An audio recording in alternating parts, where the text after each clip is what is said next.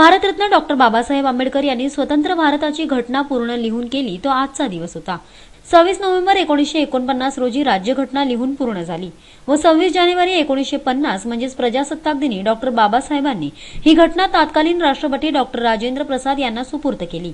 शासन दरबारी या ऐतिहासिक दिवसाला काहीच महत्त्व दिले जात नाही। शेतकरी कामगार पक्षाचे माजी आमदार विवेक पाटील, जिल्हा चिटणीस बाळाराम पाटील व महाराष्ट्र प्रदेश झोपडपट्टी पुनर्विकास महासंघाचे अध्यक्ष बारा सदावर्ते यांनी पनवेलच्या शेतकरी कामगार पक्षाच्या कार्यालयात भारतरत्न डॉक्टर बाबासाहेब आंबेडकर यांच्या प्रतिमेस पुष्प अर्पण करून त्यांच्या या अतुलनीय कार्यास मानवंदना दिली।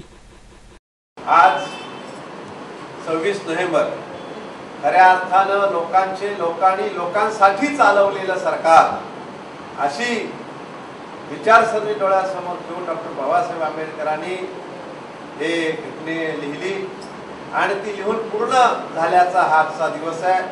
26 नोव्हेंबरला हे बाबासाहेब आंबेडकरांनी घटना लिहून पूर्ण केली।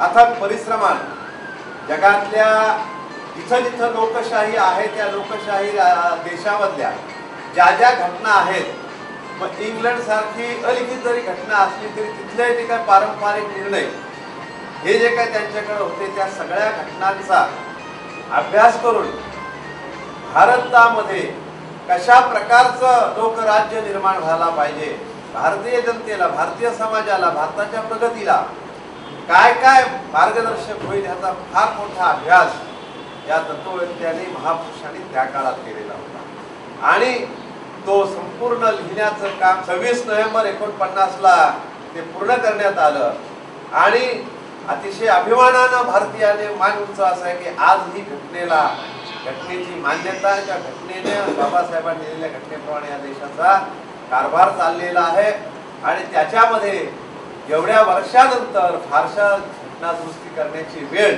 या देशामध्ये आलेली नाही।